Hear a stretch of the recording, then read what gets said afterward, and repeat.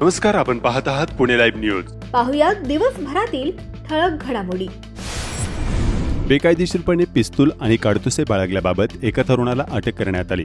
ही कारवाई दुपारी चाकण MIDC मध्ये निघोचे रोडवरील हॉटेल शेतकरी येथे करण्यात आली. वेदांत उर्फ मोन्या विठ्ठल गवारे, वय वर्ष 19, राहणार मोई, तालुका खेड, असे अटक केलेल्या आरोपीचे नाव आहे. या प्रकरणी पोलीस शिपाई रवी पवार यांनी महाळुंगे MIDC पोलीस ठाण्यात फिर्याद दिली आहे. आरोपी वेदांत याने 52,000 रुपये किमतीचे एक देशी बनावटीचे पिस्तूल आणि 2 जिवंत काडतुसे कोणत्याही परवानगीशिवाय स्वतः जवळ बाळगले होते. तो पिस्तूल घेऊन निघोजे रोडवरील हॉटेल शेतकरी येथे आला असल्याची माहिती गुन्हे शाखेच्या युनिट 4 ला मिळाली. त्यानुसार पोलिसांनी सापळा लावून वेदांत याला अटक केली. महाळुंगे MIDC पोलीस याबाबतचा अधिक तपास करीत आहेत.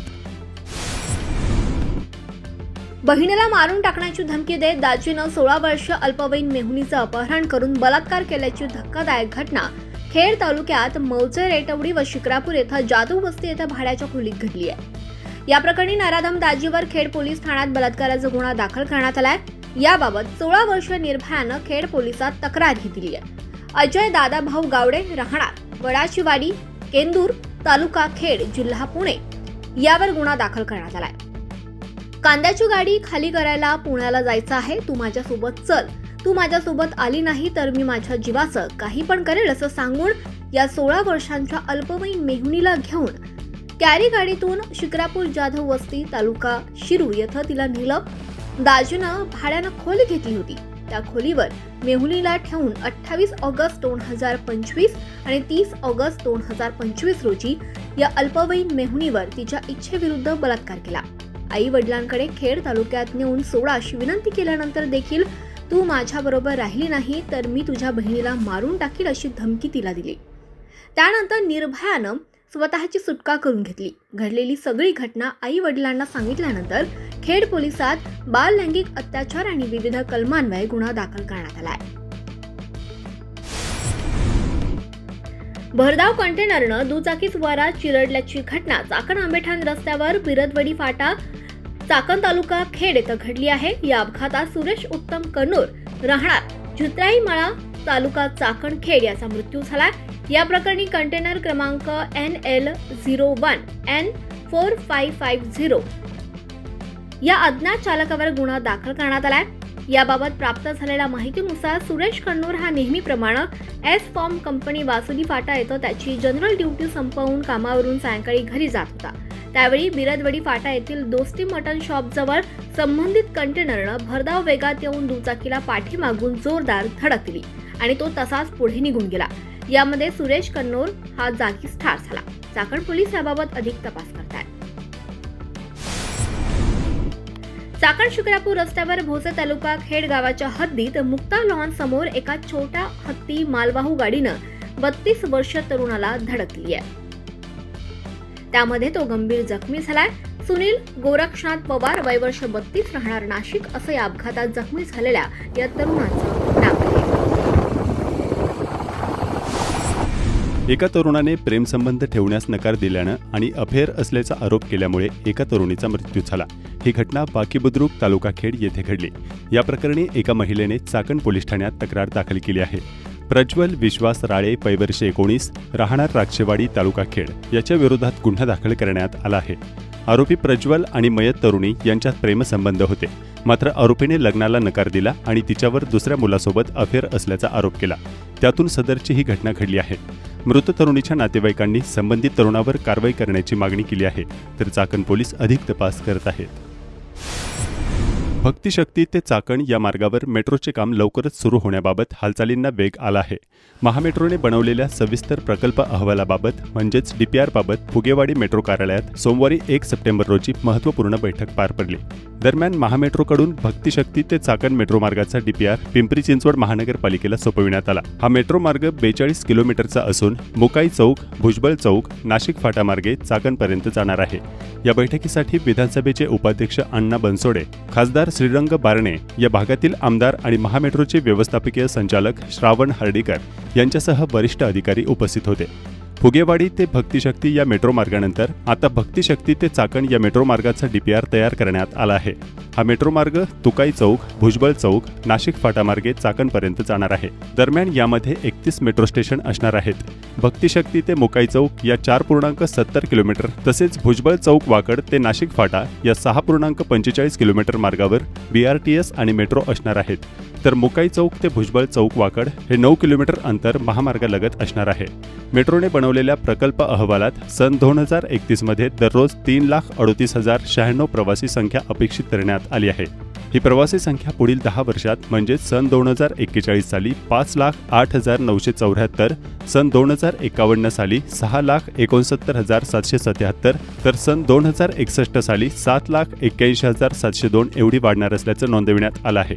या मेट्रो मार्गामुळे पिंपरी चिंचवड शहराचा 75% भाग व्यापला जाण्याचा अंदाज व्यक्त केला जात आहे। भक्तिशक्ती ते चाकण मेट्रो मार्गासाठी 182 कोटी 36 लाख रुपये खर्च येणार आहे।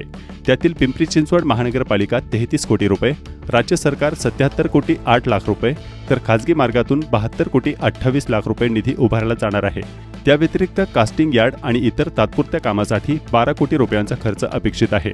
या मेट्रो मार्गासाठी पिलर, मेट्रो स्टेशन यासाठी 1,69,225 चौरस मीटर जागा लागणार आहे। महामेट्रोने पिंपरी चिंचवड महानगरपालिकेकडे एप्रिल 2025 मध्ये डीपीआर सादर केला आहे। महापालिकेकडून या डीपीआरला जून 2025 मध्ये मंजुरी देण्यात आली आहे। त्यानंतर हा डीपीआर राज्य शासनाकडे पाठविण्यात आला आहे। ऑक्टोबर 2025 पर्यंत राज्य शासनाची मंजुरी मिळण्याची शक्यता आहे। राज्य शासनाच्या मंजुरीनंतर केंद्राकडे मंजुरीसाठी डीपीआर पाठविण्यात येईल। केंद्र शासनाची एप्रिल 2026 पर्यंत मंजुरी मिळेल। त्यानंतर लगेच मे 2026 मध्ये टेंडरिंग प्रक्रिया सुरू होईल। त्यानंतर 5 वर्षात मेट्रोचे काम पूर्ण करण्याचे नियोजन महामेट्रोने केले आहे। एप्रिल 2031 मध्ये भक्तिशक्ती ते चाकण या मेट्रो मार्गाची सुरुवात करण्याचे निश्चित करण्यात आले आहे।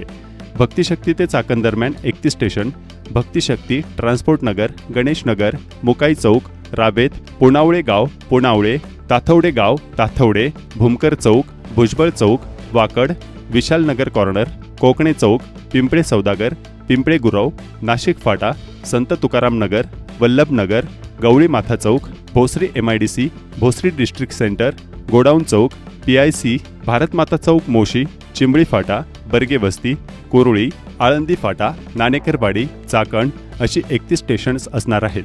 भुजबळ चौक ते वाकड या 2 स्टेशनमधील अंतर सर्वात कमी 890 मीटर असणार आहे। तर PIC ते भारतमाता चौक मोशी या 2 स्टेशनमधील अंतर सर्वाधिक 1990 मीटर असणार आहे। पुणे शहरातील वाढत्या वाहन संख्येमुळे निर्माण होणारी वाहतूक कोंडी दूर करण्यासाठी सिंहगड रस्त्यावर उभारण्यात आलेल्या राजाराम पुलापासून ते फन टाइम थिएटर पर्यंतचा उड्डाणपूल नागरिकांच्या सेवेमध्ये दाखल झाला आहे। मुख्यमंत्री देवेंद्र फडणवीस यांच्या हस्ते दुसऱ्या टप्प्याचे आज लोकार्पण करण्यात येऊन सोमवारी 1 सप्टेंबर 2025 रोजी हा पूल वाहतुकीसाठी खुला करण्यात आला आहे। यावेळी केंद्रीय नागरी विमान वाहतूक राज्यमंत्री मुरलीधर मोहोळ, विधान परिषदेच्या उपसभापती डॉक्टर नीलम गोऱ्हे, नगरविकास, परिवहन आणि सामाजिक न्याय विभागाच्या राज्यमंत्री माधुरी मिसाळ, आमदार योगेश टिळेकर आदी यावेळी उपस्थित होते। चाकणमधील आंबेठाण चौकातील वाहतूक कोंडी, रस्त्यांची दयनीय स्थिती, त्यामुळे होणारे अपघात ही समस्या नित्याची झाली आहे। पुणे नाशिक महामार्गावर आंबेठाण चौक भागात आणि चाकण आंबेठाण रस्त्यावर वाहतूक कोंडीची समस्या जटिल झाली असून सोमवारी 1 सप्टेंबर रोजी या भागात जित्राई मळापर्यंत वाहनांच्या रांगा लागल्याने अशी स्थिती पाहावयास मिळत होती। चाकण दावडमाळा ते आंबेठाण चौकापर्यंत वाहनांच्या रांगा लागत आहेत। त्यामुळे सकाळी आणि सायंकाळी गर्दीच्या वेळी अवजड वाहनांना बंदी घालावी अशी स्थानिक नागरिकांची मागणी आहे।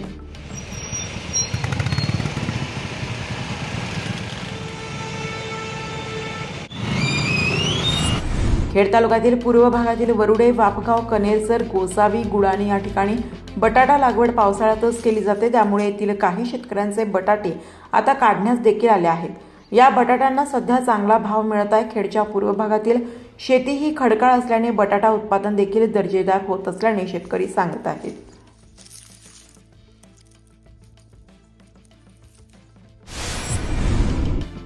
भैरवनाथ कबड्डी संघ वडगाव घेणंद व समस्त ग्रामस्थ वडगाव घेणंद त्याचप्रमाणे खेड तालुक्यातील विविध गावातून मराठा आरक्षणासाठी आझाद मैदान मुंबई येथे आंदोलन करणाऱ्या मराठा बांधवांसाठी अन्नपदार्थ पाठवण्यात आले। असा वीर हा अवतरला, तसा वैरीच थरथरला। राजगुरुनगरमध्ये 957व्या LIC शाखेचा 69वा वर्धापन दिन मोठ्या उत्साहात साजरा करण्यात आला। यावेळी प्रमुख पाहुणे डॉक्टर प्रमिला बांबळे, माजी सरपंच शांताराम घुमटकर आदी मान्यवर व विमा प्रतिनिधी, विमाधारक नागरिक मोठ्या संख्येने उपस्थित होते।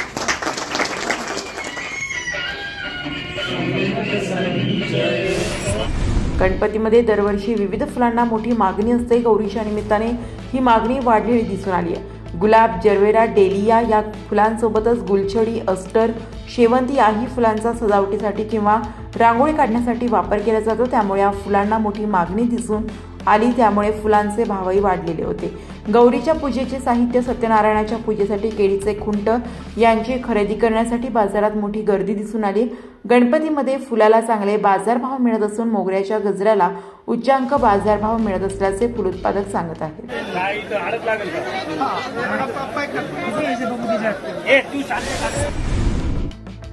घरोघरी स्थानापन्न झालेल्या गौरी, त्यांना नेसवण्यात आलेल्या सुंदर साड्या, कुठे नऊवारी तर कुठे पैठणी तर कुठे सजावटीला साजेचा शृंगार, त्यापुढे मनमोहक आरास व कलात्मक मांडणी, विविध मिष्टान्ने व पदार्थांचा नैवेद्य असे चित्र खेड तालुक्यात घरोघरी सकाळी दिसून आले।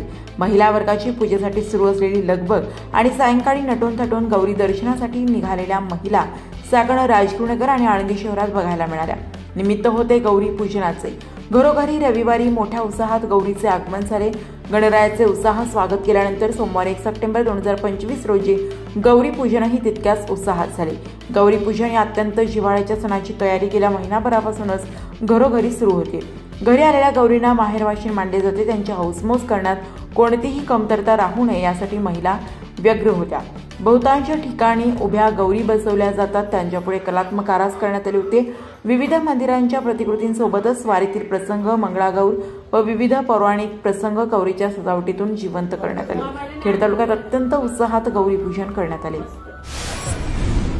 खेड तालुक्यातील राजगुरुनगर शहरात यंदाही सार्वजनिक गणेशोत्सव मंडळांनी भव्य देखावे आणि आरास केली आहे। राजगुरुनगर शहरातील मंडळांच्या यंदाच्या देखाव्यांचा ज्येष्ठ पत्रकार तुकाराम बोंबले यांनी घेतलेला आढावा थोडक्यात पाहूयात। राजगुरुनगर ST बस स्थानकावर ST कर्मचारी सार्वजनिक गणेशोत्सव मंडळाच्या वतीने 4 फुटी गणेश मूर्तीची प्रतिष्ठापना करण्यात आली असून अध्यक्ष माऊली करंडे आहेत। राजगुरुनगर येथील बाजारपेठेतील सिद्धेश्वर चौक गणेश मंडळाने 10 फुटी गणेश मूर्ती बसवण्यात आली असून 1941 साली स्थापना झाली।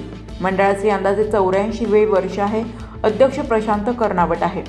लिखिते मंदिर चौकातील सिद्धिविनायक गणेश मित्र मंडळाने 4.30 फुटी गणेश मूर्ती असून 1974 साली स्थापना झालेल्या मंडळाचे हे 51वे वर्षात पदार्पण करीत असून अध्यक्ष आनंद खांडगे आहेत।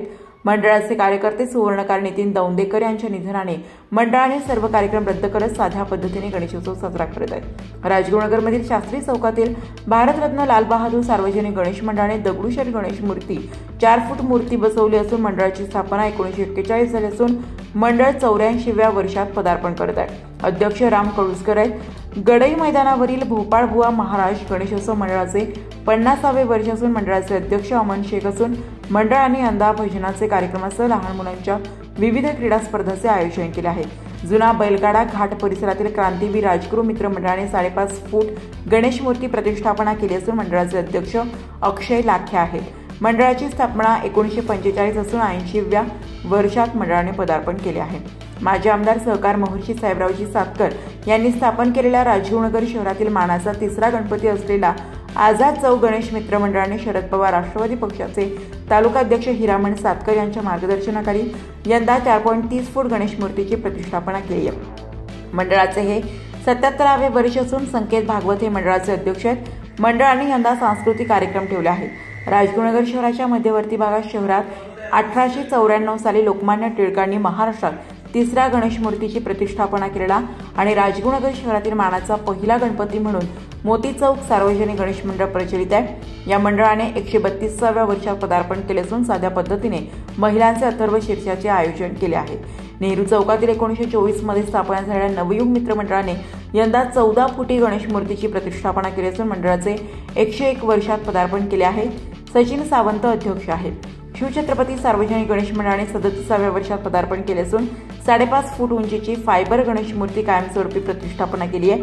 मंडळाचे संस्थापक अध्यक्ष मंगेश गुंडाळ यांच्या मार्गदर्शनाखाली जिवंत देखाव्याचे सादरीकरण करण्यात आले आहे। या मंडळाचे अध्यक्ष दर्शन रावळ आहेत.